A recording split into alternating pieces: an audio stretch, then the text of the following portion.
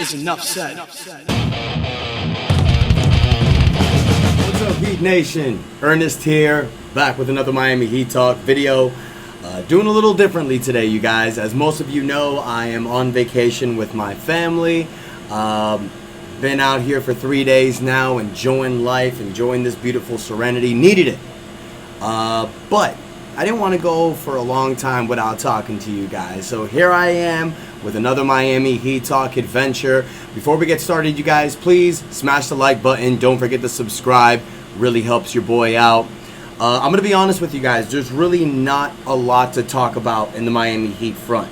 As y'all know, we've been bounced off the playoffs for the first round. Miami Heat's not playing. The draft is next month. Free agency's in July. So it's really hard to come up with new topics. But I got one for y'all.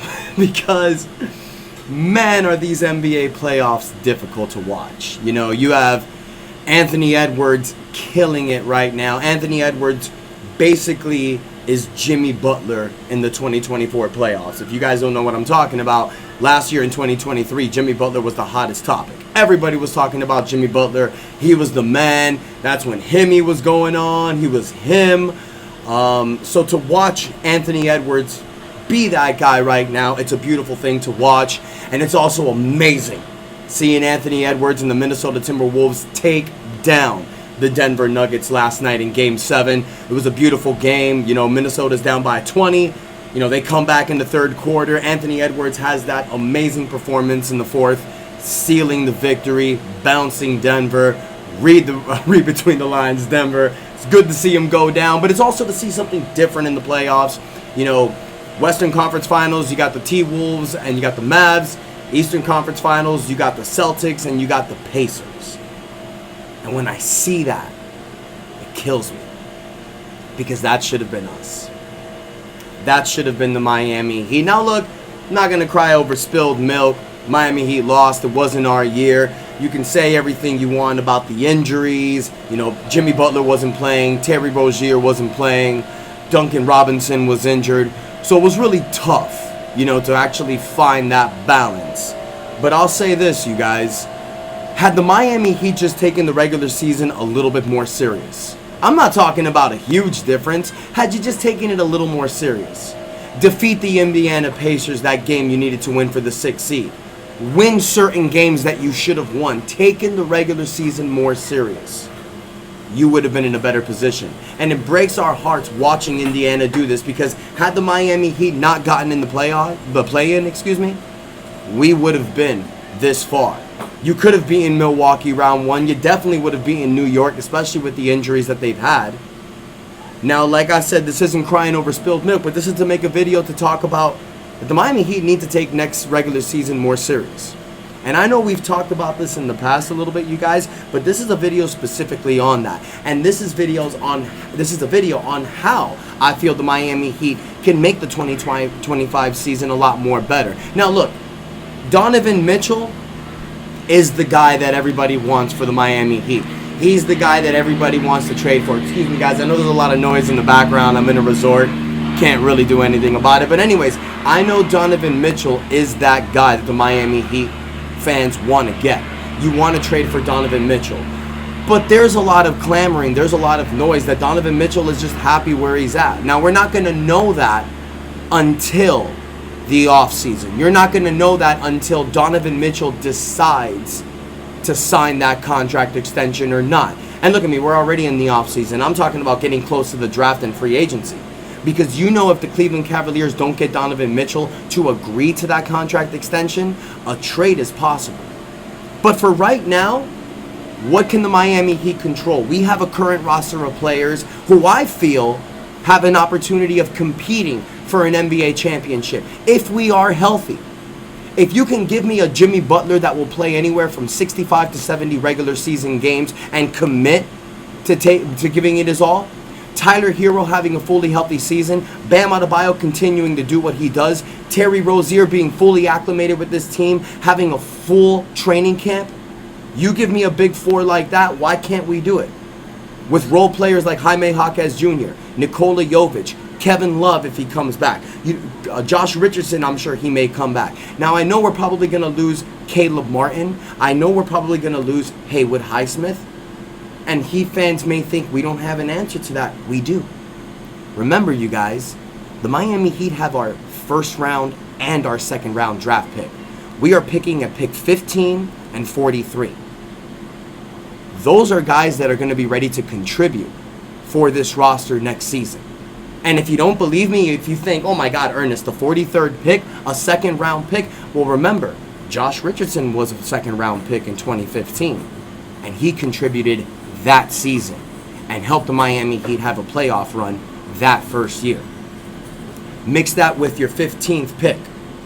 We've talked about it, you guys. There's centers like Kyle Filipowski, Kel-El Ware. Maybe Zach Edey's going to be available. But then you got point guards like Jared McCain, Devin Carter. You also have Isaiah Collier. You have Jacoby Walker as wings. You're going to have a lot of flexibility and opportunity to hit in this draft. And if there's one thing about the Miami Heat, ladies and gentlemen, that we've seen recently, we hit in the NBA draft. This ain't Shabazz Napier 2014. No. This Miami Heat franchise be hitting on draft picks. And I know we're going to hit another one with the pick 15. But let's not forget another thing, you guys.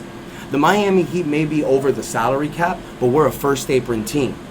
We will have our $5.2 million taxpayer mid-level exception. So what does that mean?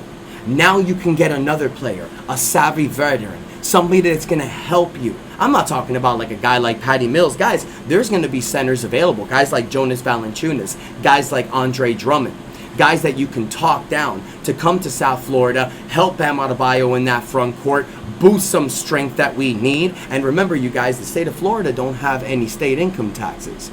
So a lot of these guys that can make $7, $8, $9 million in other states, when you take those state income tax they're going to pay you guys, it's basically going to be the same thing they'll make in Miami. So this is another selling point. This Miami Heat team, ladies and gentlemen, currently constructed, can win an NBA championship, can compete for an NBA championship.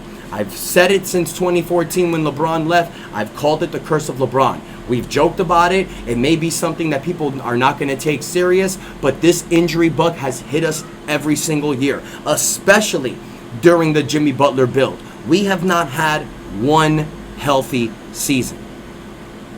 So these Heat players need to do whatever it is they need to do to focus on that. Get a right diet. Commit. Make sure that your body's right. But we also need to take the opportunity to build the right players around this team, around Jimmy, around Bam. You've already hit with young players like Jaime Jaquez Jr. and Nikola Jovic. Now you need to hit on the draft again. Now you need to get a player from free agency that's going to help you out with the mid-level exception. You cannot miss on these exceptions because we don't have the money to pick up somebody else. And you guys, I know this Miami Heat team made the 8th seed, but with this current team constructed, with a full training camp under their belt, getting the correct lineup together, I don't see a reason why this team cannot do it. Jimmy Butler as your leader, Bam Adebayo as your do-everything guy, Tyler Hero, if he commits to being the sixth man, will win Sixth Man of the Year next year. Having Terry Rozier fully with this team in a training camp, leading as the point guard, with Duncan Robinson as your sniper, Nikola Jovic with a full training camp under his belt being the starting power forward, Jaime Jaquez being that Swiss Army knife off the bench. He's not sharing it with Caleb Martin. It's going to be all his. Our draft picks that are going to help us out. Guys, we're going to have a lot of flexibility this offseason. So I feel that this Miami Heat team, currently constructed, can do it. But let's be honest. If you have an opportunity to get a Donovan Mitchell via trade, if you have an opportunity to get somebody, a star, an all-star level player that can help you win a championship, not just be a contender in the East, but be an actual favorite to win an NBA championship, then I love our chances. So I want to hear from you, Heat fans. Let me know in the comments what you think. Do you think that if this Miami Heat team takes the regular season serious for the 2025 season, that we will have a shot at winning an NBA championship? Or do you think a trade is and must be done. It's needed to make this team an actual contender. Let me know in the comments what you think, you guys. I really appreciate the love and support, y'all. Sorry I haven't gotten a video to you guys in a couple days out here on a vacation. I do apologize for the noise, you guys. Nothing I can do to control that. I got little girls inside. It's a lot of noise, so this is the most quiet I can give y'all. I really appreciate your guys' support. Don't forget to like the video, subscribe. We close to that 4,000 subscribers mark, so I need y'all help to get there. Thank you so much. Enjoy your day, and that is enough said. Stay positive, Heat fans.